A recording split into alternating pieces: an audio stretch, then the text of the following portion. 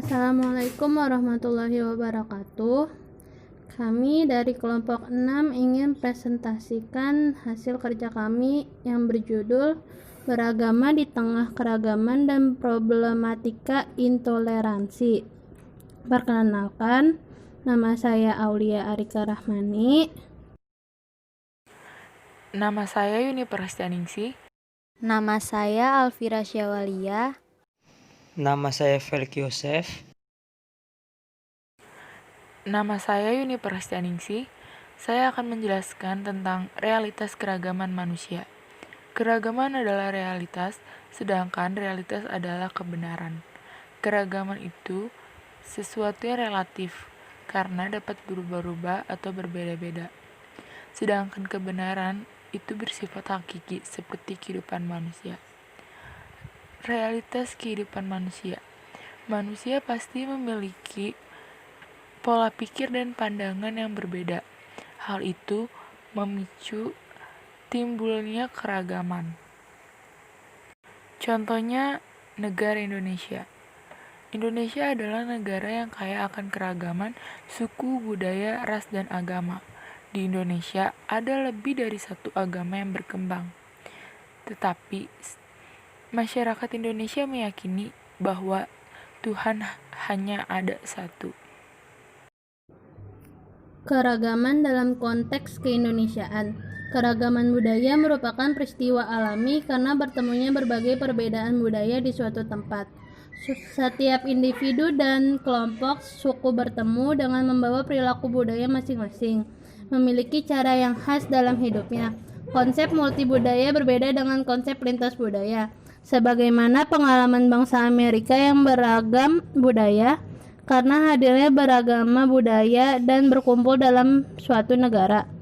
Dalam konsep multibudaya, perbedaan individu meliputi cakupan makna yang luas. Sementara dalam konsep lintas budaya, perbedaan etis yang menjadi fokus perhatian. Dalam keragaman bangsa Indonesia, secara historis dan sosiologis, agama Islam dianut mayoritas bangsa Indonesia.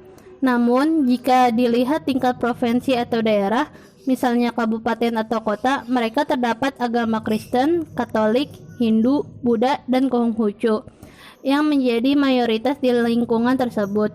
Fakta dan data keragaman agama di Indonesia menunjukkan bahwa keragaman agama ini merupakan mozaik yang memperkaya khazanah kehidupan keagamaan di Indonesia. Namun, di sisi lain keragaman budaya juga mengandung potensi ancaman bagi persatuan negara Republik Indonesia. Disinilah diperlukan keterlibatan seluruh warga masyarakat dalam mewujudkan kedamaian. Fenomena intoleransi dan faktornya. Intoleransi telah menjadi salah satu topik yang paling sering dibicarakan di Indonesia. Hal ini terlihat dari meningkatnya konflik yang disebabkan tidak adanya sikap toleran dalam bermasyarakat. Intoleransi adalah suatu kondisi di mana suatu kelompok seperti masyarakat, kelompok agama, atau kelompok non-agama yang secara spesifik menolak untuk menoleransikan praktik-praktik para penganut atau kepercayaan yang berlandaskan agama. Namun, jika pernyataan bahwa kepercayaan atau praktik agamanya adalah benar, sementara agama atau kepercayaan lain adalah salah, maka ini bukanlah termasuk intoleransi beragama. Namun inilah yang disebut intoleransi ideologi. Pada saat ini, intoleransi sedang menjadi buah bibir di masyarakat.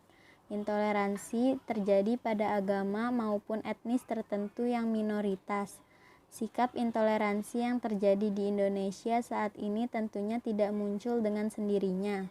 Pastinya ada beberapa dorongan-dorongan eksternal maupun internal.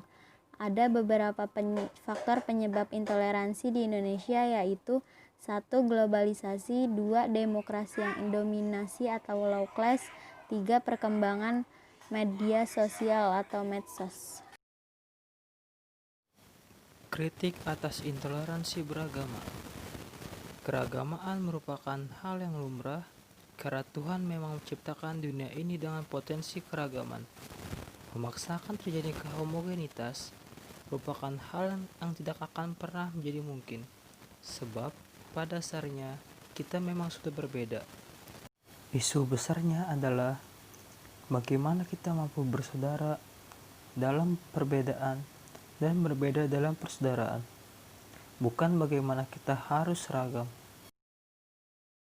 Umat Islam harus bermental terbuka, bersemangat untuk maju, optimis, tidak putus asa, dan tidak bermental minoritas.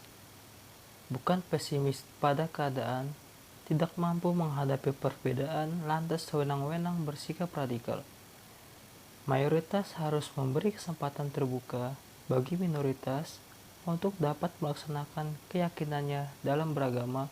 Sebaliknya, minoritas harus menghormati mayoritas. Sekian dan terima kasih.